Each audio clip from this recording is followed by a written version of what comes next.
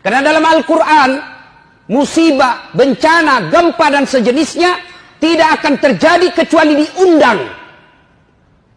Bahasa agamanya, bahasa Qur'annya, musibah itu datang karena diundang oleh manusia. Apa penyebab datangnya musibah? Saya tidak bahas melalui ilmu teknologi, tapi saya mencoba memperjelaskannya dari Al-Quran sebagai sumber ilmu pengetahuan umat Islam. Ini tidak ada hubungan dengan geologi. Ini hanya pedoman buat orang beriman.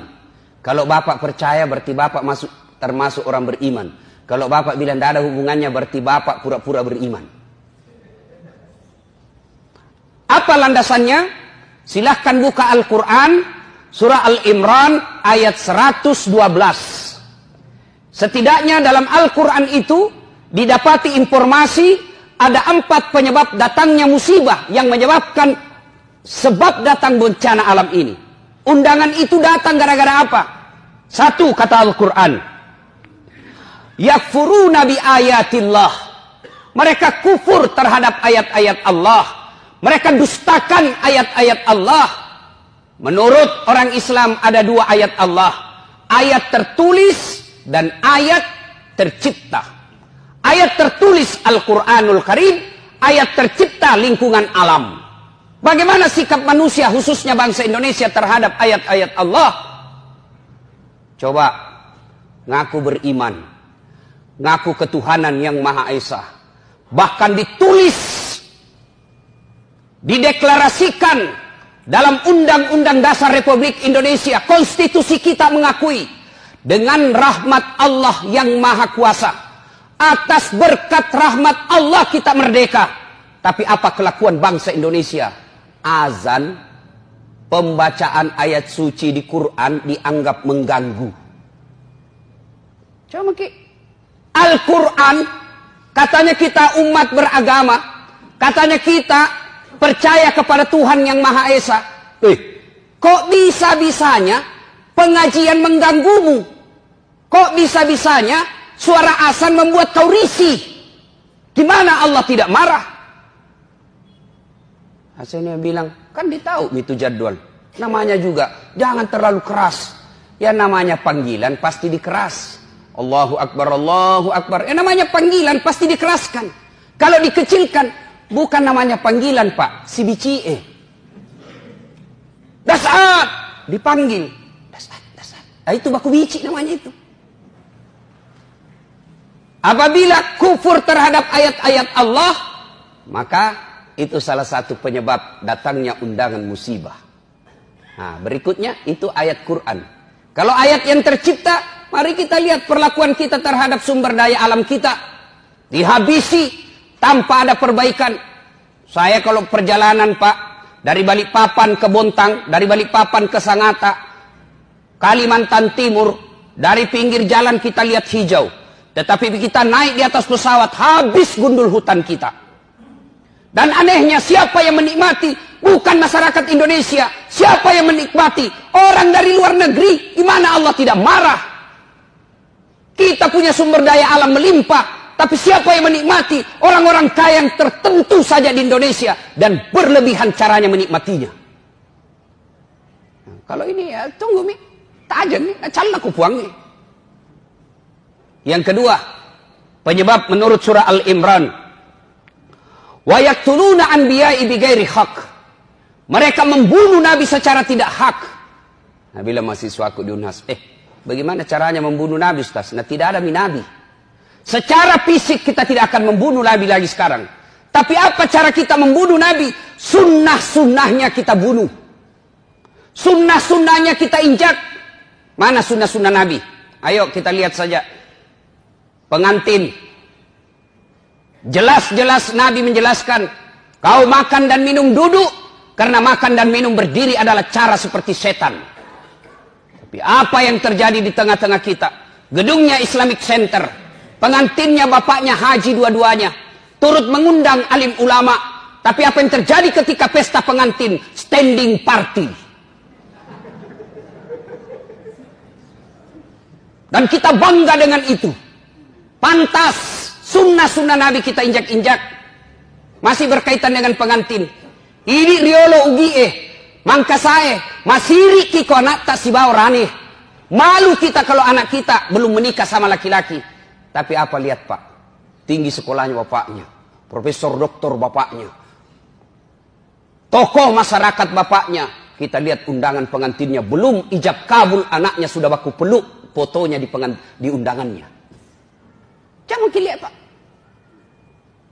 Yang mengundang tinggi sekolahnya, tokoh masyarakat, disegani, terpopuler di satu kampung. Tapi lihat undangan pengantinnya anaknya, belum pi ijab kabul sudah baku peluk. Dikasih bodoh-bodoh sama fotografer. Ya, maju-maju kok sedikit.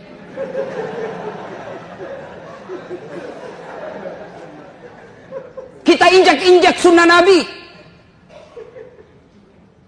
Nabi menginformasikan dalam hadisnya diriwayatkan oleh Bukhari, haram merubah nasab, haram mengerubah silsilah orang tua kita. Dek nawad digirobah sana anak natawe. Tapi apa yang terjadi? Kita sok barat-barat. Sudah menikah, istri tak langsung siapa namanya di belakangnya, istri tak suaminya. Siapa ngajar gitu? Nabi sudah jelas tidak boleh kau robah namanya bapaknya istrimu di belakang. Contoh konkret, nama istri Naurah Siddiqiyah, Nasrun nama bapaknya. Begitu setelah menikah suaminya Das'at Latif, berubah namanya Naurah Siddiqiyah Das'at Latif. Padahal tidak boleh. Kenapa? Naurah Siddiqiyah bukan anak saya, tapi istri saya. Coba, Matandre itu sikolana, tinggi jabatannya, tapi begitu sudah menikah, namanya istrinya naganti. Apa pernah kita dengar Rasulullah mengganti nama istrinya Khadijah Muhammad? Tidak, Khadijah tetap disebut Khadijah binti Khuwailid, Aisyah binti Abu Bakar Siddiq. Sunnah-sunnah Nabi kita injak-injak. Kalau ada yang tidak melaksanakan sunnah, atau ada orang yang melaksanakan sunnah, kita anggap kampungan. Kita lihat saudara kita yang agak naik-naik celananya sedikit, dibilang apa? Banjir di kapang. Ada saudara kita memelihara jenggotnya karena cintanya kepada sunnah, apa dia bilang? Dedek lewat-lewat naso alim. Apabila sunnah-sunnah Nabi kita injak-injak, tunggu azab Allah akan datang. Wa yaqtuluna anbiya'i bighairi haq. Yang ketiga, yang akan menyebabkan turunnya bencana alam. Wa kanu yaqtadun. Mereka telah melampaui batas. Tak lewat-lewat nih Pak. Lihat lagi Pak. Agama Islam mengajarkan amar ma'ruf nahi mungkar. Dan siapa yang punya tugas? Ulama, para mubalik. Tapi bagaimana kelakuan kita terhadap ulama? Bagaimana kelakuan kita kepada mereka yang melaksanakan amar ma'ruf? Mereka yang tulis la ilaha illallah dianggap teroris. Mereka yang menulis la ilaha illallah dianggap anti NKRI. Masa kalimat tiada Tuhan selain Allah kita takut? Dan siapa yang lakukan itu? Orang Islam sendiri. Anda yang lakukan kriminalisasi itu bukan non-muslim, orang non-Islam, kita masih bisa tolerir. Kenapa? Tidak mengerti. Islam sendiri, solatnya selalu mengucapkan la ilaha illallah, tapi takut dengan kalimat Allah, takut kalimat tauhid. Gimana caranya? Disebut tak lewat-lewat. Mana ada kasihan itu ulama pegang senjata? Mana ada itu ulama mengajarkan rongrong NKRI? Yang justru kita teror adalah yang mengajarkan amar ma'ruf nahi mungkar. Tapi para koruptor, coba kita lihat kelakuan negara terhadap koruptor. Saudi Arabia, koruptornya pancung, potong tangannya, potong kepalanya. Di Indonesia apa yang terjadi? Koruptor, potong masa tahanan. Ini kan keterlaluan namanya. Tak lewat-lewat mako. Marah Allah. Dan yang keempat, penyebab turunnya musibah di muka bumi ini, kata Allah menurut Al-Imran ayat 112. Dzalika bima adzau. Mereka berbuat zalim secara terang-terangan. Mereka berbuat dosa secara terang-terangan. Sekarang dosa sudah tidak dianggap lagi sesuatu malu. Beberapa kali saya masuk warung kopi. Karena ajak teman saya ngajak. Oke lah, nanti dibilang ki sombong kalau diajak tidak datang. Saya datang, miris hati saya. Kok ada Bugis Makassar, budaya kita siri, budaya kita Matandre siri. Kok ada perempuan tidak malu-malunya merokok di depan umum. Yang membuat saya miris, merokok di depan umum karena dia pakai jilbab. Dan itu kita anggap biasa. Ini kan sudah terlewat-lewat.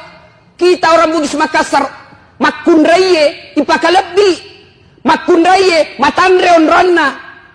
Tapi kok bisa-bisanya pakai jilbab dengan rapi di depan laki-laki, orang banyak meliriknya, dia santai dan merasa tidak malu merokok di depan umum pakai jilbab. Ini yang disebut zalika bima azau. Mereka berbuat zalim secara terang-terangan. Belum lagi pembuat dosa, dosa zina secara terang-terangan. Mereka secara terang-terangan membuat komunitas. Tidak malu deklarasikan dirinya. Riolo makadete oma siri koma pigau salah. Sekarang apa dia bilang? Biasa nih. Dulu kalau ada perempuan hamil diusir dari kampungnya. Masuko upaka siri kasih di kampung. Bapak rela dia buang anak gadisnya. Untuk apa? Karena dianggap membuat aib buat keluarga. Sekarang apa? Nyata-nyata hamil 7 bulan. Pesta besar-besaran. Kejadian-kejadian seperti ini. Itu yang membuat azab Allah cepat datang. Lalu orang bilang begini, Bu, kalau negara barat bagaimana Ustaz? Tak lewat-lewat itu. Jepang lah misalnya. Oh jangan salah Pak. Jepang itu, saya sudah berapa kali ke sana, akhlaknya tinggi Pak. Tidak ada tukang tipu. Pejabatnya baru dituduh korupsi, mundur dan bunuh diri. Kita sudah tertuduh, bahkan terponis, bahkan terpidana, sudah terbukti, sudah dipenjara, tidak malu jadi caleg.